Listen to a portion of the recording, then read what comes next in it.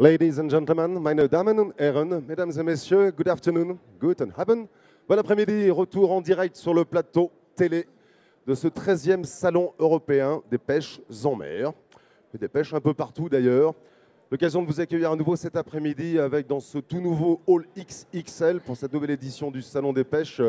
La présence, bien sûr, réunit tous ensemble, tous les acteurs de la filière de la pêche, pêche en mer, pêche en eau douce, tout ce qui concerne le matériel, les cannes, les leurres, les hameçons, les moulinets, les bateaux sont présents également dans le même hall, avec un beau programme bien sûr d'animation proposé sur l'ensemble des stands. Des démonstrateurs, des guides de pêche seront présents, des simulateurs, la présentation de beaucoup de nouveautés.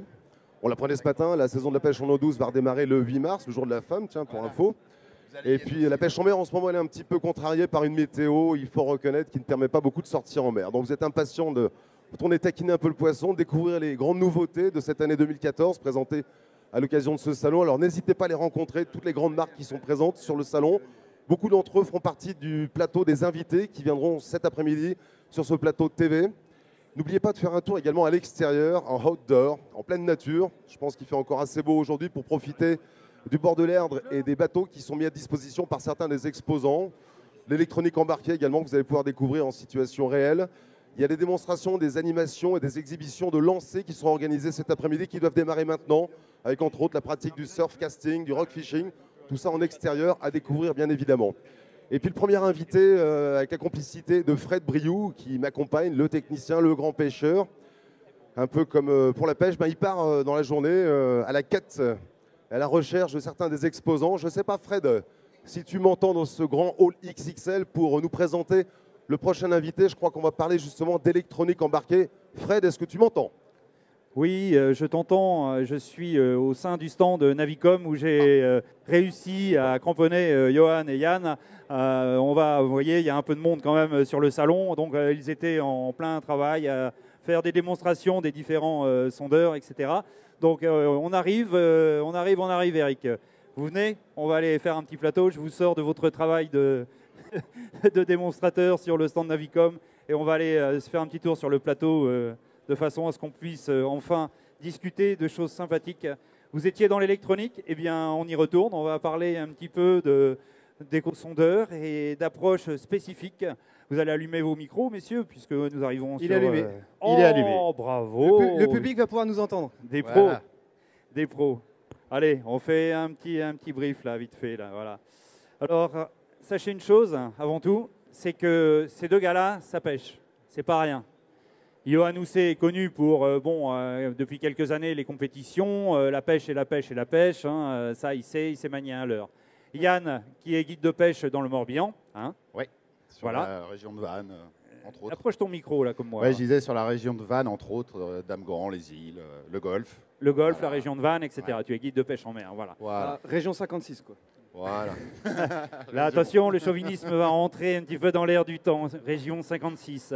Alors, à savoir qu'ils ne sont pas là par hasard non plus. Ils étaient sur le stand Navicom. Je les ai fait venir ici. On va parler d'électronique. L'électronique embarquée, c'est, vous allez me dire un petit peu l'approche des spots, un petit peu comment vous peaufinez cette approche des spots avec votre électronique. Je ne sais pas qui va prendre la parole en premier. On va se passer la balle, mais on va bien voir. Il y a un diaporama qui va passer et vous l'aurez sur l'écran diffusé dessous, ce diaporama, de façon à ce que vous puissiez commenter aussi ces images ou derrière moi. C'est une surprise ou on connaît, comme je sais que toi tu pêches en rivière et beaucoup et que nous on pêche principalement en mer, tu veux pas nous tendre des petits pièges quand même? Je vais pas te tendre un piège, je ne connais pas le diaporama, c'est vous qui allez le commenter. D'accord, bon, on va voir. Alors, on va voir. Cette approche est dynamique en général. Moi je pars en mer et j'ai un éco-sondeur GPS Humminbird et je ne sais pas où aller. Comment vais-je faire? Je me sers de mon sondeur en priorité ou de mon GPS parce que c'est une centrale? Bon, il y a toutes les écoles. Moi personnellement, je sais que je me sers beaucoup du sondeur, mais aussi de la cartographie.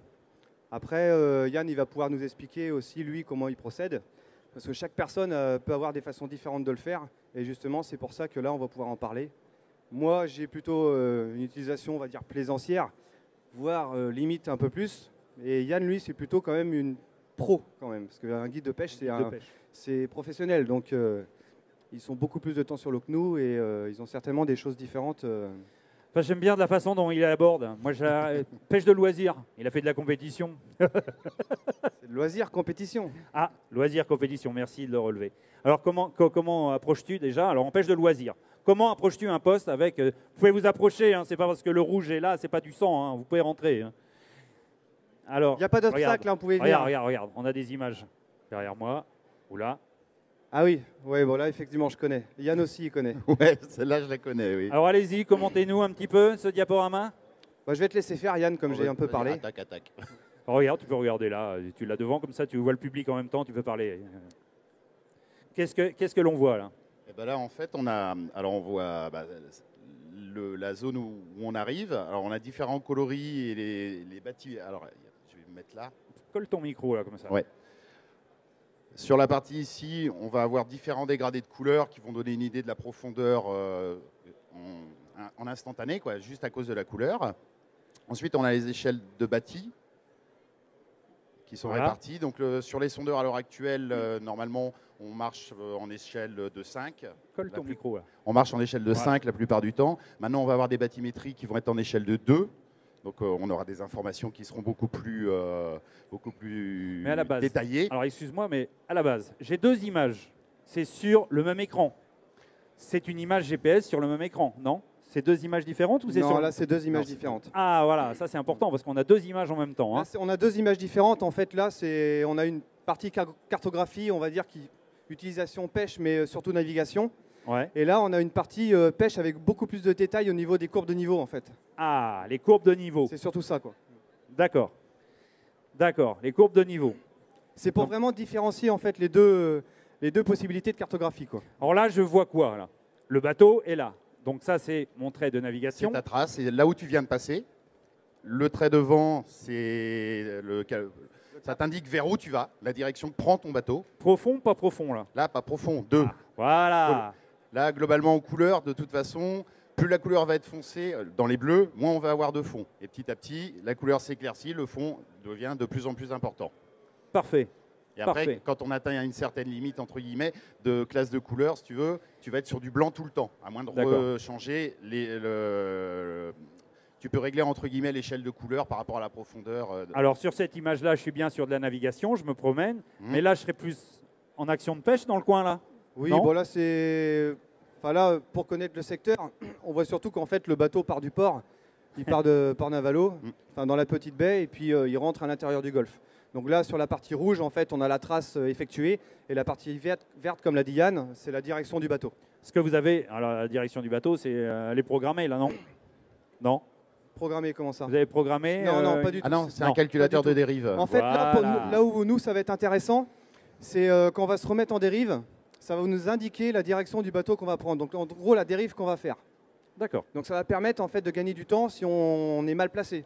S'il y a du vent, des choses comme t'évite ça, on va d'être obligé de te compenser en fait. repositionner. Si tu as décidé de passer vraiment à un endroit précis, sans le calculateur de dérive, quand tu t'arrêtes, tu ne vas pas savoir immédiatement. Il faudra le temps que tu aies un minimum de traces qui s'affichent pour pouvoir voir comprendre vers où tu vas. Alors D'accord. qu'avec ça, tu le sais dans la seconde. D'accord, ça c'est pas mal. Alors, comme on optimise notre éco-sondeur pour la pêche, on va voir peut-être une autre diapo derrière qui va passer. Mais voilà, alors là, on a grossi. Ah, j'ai pas piégé, c'est pas moi qui ai fait le diaporama, Non, messieurs. non. Qu'est-ce que c'est que ça? La T-News? La T-News, ouais. Tout à fait. Et c'est où la T-News? C'est dans le 56. Tout à l'heure, on parlait du 56, alors je C'est sais dans pas. le 56. Ah oui? Pointe de Quiron. Ah, et là, je vois quoi? Donc, c'est quoi une cartographie, effectivement? Bon, il y a une beaucoup plus cartographie, mais il y a aussi des points GPS. Eh oui. Donc les points GPS, là, faut pas en tenir compte, hein. Ils sont pas bons. C'est surtout en fait pour vous montrer à quoi ça sert. Un point GPS, c'est pour vous donner un poste. Vas-y. Donc soit une tête de roche que vous avez marquée, soit une zone où vous avez vu une boule de poisson, soit des carnassiers, soit du poisson fourrage. Et justement, ça va vous aider à revenir sur un poste, parce que quand on va sur le point GPS, on a les heures à laquelle on l'a mis, et ça c'est important. Ça, C'est important, mais pourquoi c'est important? C'est important parce qu'il y a des zones, c'est des zones de passage de poissons. Et voilà, Ouais. c'est pour Et ça donc, l'heure. Ça a des secteurs qui vont. on peut oublier quoi. Donc ces En fonction de la ces marée, informations-là, on en a l'heure, besoin. etc. Voilà, ça Ouais, c'est t'as bien. des endroits où tu as de l'activité un quart d'heure. Si tu n'es pas là le bon quart d'heure, bah, c'est Activité fini. un quart d'heure. Ah ouais. C'est Ah très oui. court. Donc, Ah oui, effectivement. très court. Dans le golf, c'est classique. Tu as des endroits où ils font que passer, ils passent. Et vous voyez, grâce aux points marqués, ils savent à quelle heure il faut aller sur le spot. Ça, c'est important. C'est pas rien. Toi, tes guides de pêche, tu en as besoin parce Bah que ouais, ton tout le temps est compté avec les Bah clients voilà. que tu emmènes. Donc, tu sais que tu dois aller à tel point ou tel point Bon. en fonction de l'heure. Ouais, on se fait son itinéraire avant de partir en fonction des conditions. On se dit, bon, là, par rapport à l'heure de marée, aujourd'hui, je vais attaquer là. On a, allez, j'en sais rien, une demi-heure, ça devrait être intéressant. Voilà. Puis tout de suite, je vais passer Tu là. vas puis passer je à vais un aller autre. là. Et toi, en compétition, comme ton timing était à l'époque, quand tu faisais de la compète, serré, tu avais tes points de marqués et tu savais qu'il fallait être à telle heure Bien absolument sûr. à ce Bon, point. après, on peut les renommer. Hein. Donc, on peut nommer aussi les heures de passage où c'est moins 3h30 en Eh fonction ouais, du baissant, ouais, des ouais, choses ouais. comme ça. C'est clair. Bon, par contre, là, il y a quand même un petit point qu'il ne faut pas négliger. C'est que la petite flèche qu'on voit là avec le 0,5, en fait, c'est la vitesse du courant et l'axe du courant. Et ça, c'est important aussi. Parce que si on n'a pas ces informations-là, on ne connaît pas la puissance du courant, on ne connaît pas l'axe. Et l'axe du courant qui va venir taper dans une tête de roche, ça peut nous donner une indication de position pour les poissons. Vous entendez Mm. C'est pas rien. Là, on a quand même une Ah bah approche légèrement technique quand même de l'histoire. Ceux qui ne sont pas techniques, vous pouvez venir les voir. Ils vous raconteront ça un petit peu plus près tout à l'heure. Autre image, donc là, dérive. Tout à fait, Ouais, des rives, il devait être au moteur, là, jusqu'ici. c'est ça. On a beaucoup de perturbations. C'est ça. C'est toi. Et c'est toi. Bon. Couper le moteur, donc fin des perturbations. Et pourquoi tu as coupé le moteur Ah, Parce qu'il se met en pour se mettre dérive. Pour se mettre en dérive. C'est quoi, Bon, ça là, on voit une petite boule de poisson fourrage Voilà. en fait. Mais bon, C'est pas ça qui t'a fait arrêter. c'est pas ça qui m'a fait Non, arrêter non. parce que j'étais déjà en dérive. Il connaît un peu le Mais poste. bon, là. elle est positionnée juste au-dessus et derrière une petite roche, donc une petite perturbation, certainement quelque chose comme ça, quoi. Mais là où c'est intéressant aussi, quand même, faut pas l'oublier, c'est que les indications qui sont au milieu à gauche, 19,7 en fait, c'est la profondeur d'eau donc à l'instant T, et 2,2 c'est 2 nœuds 2, c'est 2 nœuds 2 de dérive en fait. C'est fait avec le nouvel appareil, ça Oui, tout à fait. avec C'était lequel l'Onyx. L'Onyx. Parce que C'est la première sortie l'imagerie. que j'ai fait, première sortie que j'ai fait avec. Ouais, parce que Ouais. je vois l'imagerie là. C'est pour ça que je te dis ça. C'est exactement ça. Ah ouais, impeccable. Autre diapo, alors peut-être. Alors là, on retombe dans des courbes de niveau. Il y a des choses intéressantes encore une fois. Ouais, c'est toujours le même secteur pour le connaître un Voilà. petit peu. Ouais. C'est le Ouais. même secteur. On a de nouveau l'indication de vitesse de dérive qu'elle a. Il y a L'axe de dérive. ouais, un nœud 9 de dérive. Bon, là où c'est. Je dirais que cette cartographie-là, moi, si je la regarde, c'est surtout pour donner une indication en fait de dérive sur un accord. Et d'où l'intérêt justement de toutes les lignes de courbe de niveau qui vont être intéressantes, quoi. Ok. Autre diapo. Ah. Ah. Là, Bon, là, je vais laisser Yann parler. alors on va laisser Yann parler. C'est ton bateau. Ah bah là, ouais, oui, c'est mon bateau, oui. Euh, Bah, il n'y a pas d'optimisation sur l'électronique. Ce qu'on voit surtout là, c'est les propulseurs électriques. alors, oui, quelle est l'utilité de ces propulseurs électriques Et bah ça, justement, quand on pêche en dérive, dans certaines conditions, ça va permettre Approche ton micro. ça va permettre de ralentir le bateau de manière à aborder un poste dans de meilleures conditions. Parfois, tu as une dérive de vent qui va te contrarier. Tu vas vouloir passer à un endroit précisément, comme disait Johan, longer une courbe de niveau, par exemple, et tu ne vas pas y arriver parce que la dérive de vent te sort. Bah, avec un moteur électrique, sans faire un bruit, tu vas pouvoir réussir à recaler ta dérive de manière à passer de la manière la plus optimum sur le poste pour que les gens qui sont à bord soient le mieux placés D'accord, là possible je vois. pour Bon, attaquer. alors, donc 2 hélices, tu as les batteries incorporées au bateau. Ouais, il y a 2 batteries en plus de la batterie standard dans le bateau. Il y a un répartiteur de charge qui recharge ces batteries-là Et en tu même t'en temps sers que régulièrement, donc. ça, vraiment beaucoup. Ouais. Ça avance Ouais. beaucoup plus qu'on le pense. Ouais, j'arrive à tenir sans problème sur des courants de 2 nœuds. Hein. Ah oui, quand même, oui. Ouais. Est-ce que tu peux quand même nous dire l'intérêt que toi tu y trouves? Parce que je sais que tu pêches sur des zones pas forcément profondes. Ouais, ah bah, Et, entre autres sur les zones de parc à huîtres ou partout où il n'y a pas énormément d'eau. Le problème, si on redémarre au thermique, la plupart du temps maintenant, les poissons sont quand même un peu éduqués et on a tendance à verrouiller les poissons très rapidement. Donc je m'en sers énormément là où il n'y a pas d'eau pour repartir des dérives ou quand les clients accrochent pour aller décrocher sans faire un bruit et voilà. revenir se positionner. Donc l'électrique a quand même un. Ah, c'est énorme. Franchement, c'est énorme. Ouais, c'est un bon, avantage. après, Bah, d'ailleurs. il y a peut-être certaines personnes qui se posent des questions. Les propulseurs, quand on est en navigation, ils sont hors de l'eau. Donc il n'y a aucune crainte. Ouais, en fait, le bateau, c'est la limite ici de la plaque cavitation. C'est la limite haute de l'eau. De l'eau. Parce Donc en qu'en fait, fait, tout il y a ça est sorti, il n'y a pas de traînée. Quoi. Beaucoup Voilà. de personnes s'imaginent qu'en fait c'est dans l'eau et que ça freine le bateau, ça tire sur les produits. Et en fait, pas du tout. Non, C'est non. en dehors et il n'y a aucun problème, quoi. Voilà. Ça ralentit un tout petit peu le déjaugeage. Peut-être une autre diapo. Merci Christophe. Alors là, on a des lignes barymétriques et puis on a effectivement un 2D. Ouais. Ouais, donc là, en fait, là, c'est une capture à 35 nœuds.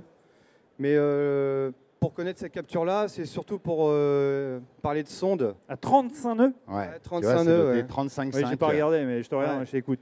Bon, c'est surtout que j'ai une image en fait avec le fond qui est bien détaillé à cette vitesse-là parce que en fait ma sonde est collée à l'intérieur du bateau, donc je n'ai pas de perturbation, Vous entendez? contrairement à une La sonde tableau sonde arrière. Elle est collée à l'intérieur du bateau. Mais t'as pas de sonde, toi? Si, j'en ai deux, j'en ai une side et puis une autre justement pour la Et toi 2D quoi. Ouais, pareil, la même, une On a- collée pour la on a 2D séparé les deux quoi. et la side à côté. Parce qu'une sonde side, c'est une sonde de prospection, c'est pas forcément une sonde de Parce que navigation. parmi vous, là, tous, vous avez essayé ces sondeurs. Et des fois, à 8 nœuds. Comment ça se fait qu'il a cette image-là, 35 nœuds, et à 8 nœuds, moi, j'arrive pas à l'avoir. J'ai reçu l'appareil et tout. Parce qu'ils ont une sonde collée à l'intérieur. Voilà, donc c'est une sonde collée à l'intérieur de la coque. Et voilà. Et on y vient de plus en plus parce que déjà on n'a pas de problème de casser les sondes. Parce que c'est vrai que des fois dans les conditions un Ouais, petit ouais. peu particulières, les bateaux ils sortent de l'eau, ils retombent, bah, ça tire sur les sondes et on les casse. Ça, faut pas oublier de le dire, surtout. Ouais, et puis Bon. la qualité de détection, quoi, qui est. Voilà. Si qui est on a une vraiment autre diapo, on la exceptionnelle. passe vite fait. Puis après, je pense que on aura. Ah, Ah. celle-là, si, celle-là est belle. Ouais. Alors, messieurs, je vous laisse faire. Bah Ouais, là, Yann il a Ouais, pas fait la capture mais il va nous le dire ouais. quand même. Il va trouver. je m'en sers en permanence. Le gros intérêt du. Mets-toi sur le côté, Yann, que les gens qui sont là puissent voir en même temps Là, ce on que peut tu voir clairement l'énorme intérêt du side dès qu'on va rechercher à trouver des structures.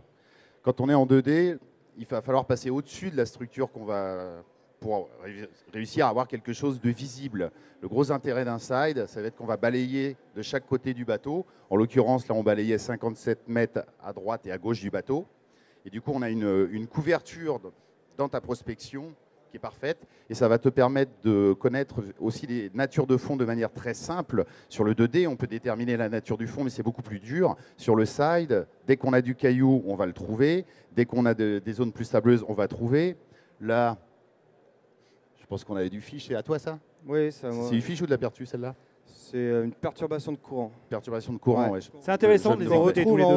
haut en fait à gauche quoi. Que tu Elle est as ici- elle est que infime tu- mais bon. que t'as avec ici. Ouais, elle était l'habitude, petite, c'est ouais. pour ça que je te demande. Est-ce que tu peux nous dire en fait où se situe le bateau sur la partie side imaging parce Ah, que le beaucoup bateau. de personnes se posent des questions. En fait, le bateau, il est là. Alors, il faudrait imaginer, il faudrait, entre guillemets, tirer ça. Ça, c'est la hauteur d'eau. Donc ça compte. C'est la partie d'eau qui est juste sous le Là, bateau. on l'a 18 Le bateau, mètres. il est là. Il Voilà. passe là. Donc, le bateau, il est là. Là, on a la hauteur d'eau. Et à partir de là, ce point ici, c'est le point exact sous le bateau. Et après, on part Latéralement. latéralement pour balayer jusqu'à une certaine distance du bateau. Quand on repère quelque chose ici, on peut parfaitement amener son curseur, faire une marque. Cette marque va se mettre sur la partie GPS en simultané. Et après, si on a trouvé donc quelque chose sur le GPS, ça va se positionner. On peut D'ailleurs, revenir celle-là se n'est pas placer. marquée. On peut revenir se placer et se mettre en dérive. Bah écoutez, moi j'étais légèrement impressionné par quelques notifications qu'on vous a apportées là quand même. Hein. Il y a des choses. Hop là. Ah, Ah oui. Ah oui. Là on est rendu en pêche. Ça y est. Mm. Nous sommes en pêche. Regardez. Là j'ai fait un point. C'est pas un hasard. Qui a fait ce point? C'est toi? C'est pas moi. C'est lui là, je l'ai vu tout à l'heure. C'est Guillaume. Ah c'est Guillaume. C'est lui qui Il l'a est fait. avec toi? Ouais, il Tu était l'as avec appris moi. à pêcher un poisson? Non, non, non. Non. Non, c'est trop compliqué. Donc là on a un point. Ce point c'est pas négligeable. Tu as marqué. Enfin on a marqué. Oui, ce- voilà. Donc en fait, C'est ça quoi, c'est là le- c'est le curseur pour marquer deux poissons en fait. Donc là, on voit bien que c'est vraiment deux poissons. C'est pas deux bancs de poissons, c'est deux poissons. Deux Donc poissons. il y a vraiment une belle séparation des cibles avec le petit trou qui est devant. Là ici, je me permets. Il y Là en ici, a un on voit un devant, autre poisson qui ouais. est collé là en Qui est fait dans la collé à petite la roche. cuvette. Là ici, c'est pareil, on a un dépôt de sédiments. Donc ça donne vraiment des détails vraiment particuliers quoi. Ça c'est quoi ça? Bon, pas d'intérêt. Moi j'y tiens pas beaucoup d'intérêt. Après là ce qu'on voit ici, mais bon, il y avait tellement de courant Ouais. en fait que ça ici c'est la petite descente de mon leurre que j'ai perdu après parce que il est sorti du cône en fait de détection quoi. Trop tard. Ouais voilà, c'est ça. Regarde le point que j'ai fait. Crac. Trop Ouais. tard. Et là. pareil, Ouais, ça tu connais ce genre de C'est beau, d'image. hein. Ça, c'est beau. C'est des failles. C'est des failles. C'est des failles. T'as l'ombre Voilà. portée, donc on a vraiment l'impression avec l'ombre, on a une ombre due au fait qu'il y a une surélévation, donc derrière on a une zone noire, l'ombre, et donc on voit vraiment on a vraiment l'impression de. Alors de moi, voir la le- petite question, je suis voir le pêcheur relief. aussi. Là, on a marqué un point pour montrer qu'il y avait le poisson, les poissons. Est-ce qu'ils ont été pris? Non. Non. Non. Parce qu'au moment où vous êtes passé, ils n'étaient plus là. Exactement. Et voilà. C'était des poissons en mouvement. Ouf, alors là, je dis rien, je laisse faire. Ah, ça c'est une à moi. Donc ça c'est un banc de lieu et de merlan mêlés sur une sortie d'épave. Donc le lieu n'a pas toujours la même signature, une signature différente du bar. Souvent on a des mattes qui sont très à plat, très longues. Donc là en fait c'est un banc compacté de poissons. Ce qu'on a ici, c'est le mouvement des leurres. Là on a un leurre qui monte, qui fait l'ascenseur. C'est typique pour pêcher le lieu, puis qui va redescendre dans la boule de poisson. On a la profondeur, donc moi j'ai choisi d'avoir en permanence ma profondeur, ma vitesse de dérive et aussi le voltage. C'est très bête, mais je préfère savoir avant que je risque d'avoir un problème de batterie. Donc voilà, j'ai mon voltage en plus. Donc ça voilà, banc de lieu et merlan mêlé, la remontée des leurres, la redescente des leurres dans la matte. Bon, bah écoutez les gars, je crois qu'on va vous remercier. Et puis ne vous sauvez pas parce que Johan et Yann qui sont là, vous les retrouverez sur le stand Navicom, vous expliquez tout ça. Puis là, ils ont quelques goodies, des cadeaux là. Non, Alors, mais on garde tout pour nous. Ah ouais? Ah bah oui. Alors vous pouvez vous approcher là, à mon avis Navicom va pas hésiter. Approchez-vous, hein. Approchez-vous, allez-y les gars, allez, approchez-vous, allez, approchez-vous s'il vous plaît. Allez, mais comme ça, allez, mais allez. Oh non, pas les tasses, on jette pas les tasses, ça fait mal. Hop. Bravo, merci à vous. On peut applaudir quand même Johan et Yann, s'il vous plaît, parce que là, ce qu'ils nous ont expliqué, c'est pas pour rien. Et vous pouvez les retrouver sur les stands Navicom juste à côté. Vous verrez, c'est très, très, très sympa. Merci, merci. Eric. On va les applaudir. On les applaudit. Merci de les applaudir. Oh là là là, c'est maigre. Le public. 2, 3, 4. Ouf. Merci les cadeaux. Merci les cadeaux Navicom. Allez.